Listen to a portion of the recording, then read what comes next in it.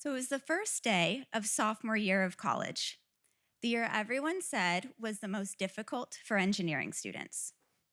I had that nervous energy that many kids who like school get on the first day of school: fresh notebooks, new pencils. And I'm sitting there in the large computer science lecture with my light pink sorority shirt, white letters across the front, Kappa Kappa Gamma, when the guy sitting next to me leans over and says, "Excuse me, this is CS 205. Do you need help finding your right classroom?" I smile and say, "Oh, thank you. This is where I'm supposed to be." And I proved it by getting the highest grade in class. Now, this type of interaction recurred multiple times throughout my college career. And eventually it started to light a spark in me. You don't think I can do this? I'll show you. Until then, I walked around with this quiet self-doubt, this idea that maybe I wasn't quite good enough. In elementary school, we had to take these standardized tests every year to see if you could place in the advanced or gifted class. In order to place, you needed a 98%. Every year, I got a 97. I was being told I wasn't quite good enough, quite smart enough, quite special enough.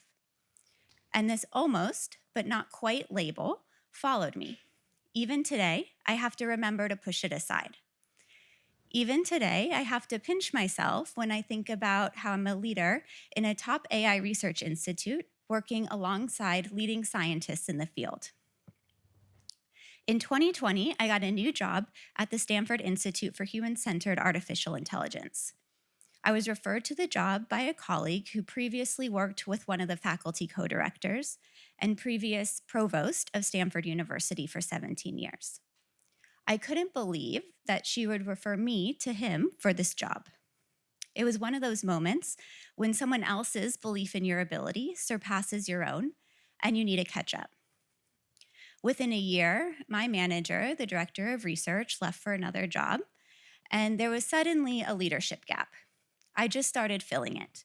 Not because I thought I knew how, I didn't, but there was work to be done and someone had to do it. I felt like I had nothing to lose. And this nothing to lose mindset became my secret weapon. I started to take risks. Some worked, some didn't. But every time something worked, I gained confidence. But even as I grew, some didn't believe that I belonged. Someone once told me they didn't think I was leadership material. Their feedback: try talking more in meetings. Now, I don't know if any of you have experienced this, but I've been in many meetings where there are one or two people who talk a lot, but don't actually say anything. I refuse to be one of those people. But I took the feedback, and while I tried to speak up more in meetings, what I started doing was becoming hyper aware of what everyone else was saying. And I became more comfortable speaking up because I realized two things. One, no one else really knows what they're doing either. And two, when you're not talking, you're listening, you're connecting dots, and you're understanding organizational dynamic. Leadership started to see my impact, not because I was the loudest voice in the room, but because I could create clarity out of the noise. Soft power. And eventually, I started building a team. And I realized I liked leading and building teams with soft power. When teams feel safe, safe to collaborate, safe to experiment, they not only work harder, they work braver. Soft power, empathy, collaboration, listening isn't not leadership material. It's exactly what makes a leader successful. And this combination of soft power combined with a little bit of "I'll prove you wrong" spark has worked. Not leadership material. I'll show you how I lead better. Maybe different, but better. Not smart enough for computer science. I'll show you how I can set the curve. When I started preparing for this talk, someone asked me, what changed? When did you stop doubting yourself? And the truth is, I didn't. I just don't let the doubt drive anymore. And at first, I thought it was small wins over time. But I realized that a big change came when I became a mom. My son Emmett is my second pregnancy. The first ended at 22 weeks due to a severe heart condition.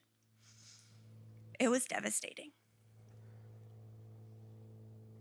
After Emmett was born, those first few newborn months were extremely difficult. I was so exhausted, I didn't think I could go on. And I remember distinctly at the 4-month mark, collapsing on the bed, thinking I'm not gonna make it. But somewhere in those sleepless nights, filled with self-doubt, I realized something. Women have superpowers. Not the kind you see in Marvel movies, to Emmett's disappointment, he's a big Marvel fan, but the kind you gain through love, resilience, and sheer endurance. And throughout history, women have been doing the impossible. Think of Katherine Johnson, the mathematician who calculated the trajectories that sent Apollo 11 to the moon, all while working in a segregated NASA, raising 3 daughters. Or Marie Curie, who discovered 2 new elements, won 2 Nobel Prizes at a time where no one wanted to hire a female scientist, also while raising a family. And there are countless others, women who are running hospitals, keeping companies afloat, building communities, rowing across the Pacific. And there are women in every generation who say, you don't think I can do this? I'll show you. And we all have that same spark. So to the women sitting in their version of the computer science classroom, in their pink shirt, doubting whether they belong, you do. And the world is a better, braver place because you decide to stay and show what leadership really means. Thank you.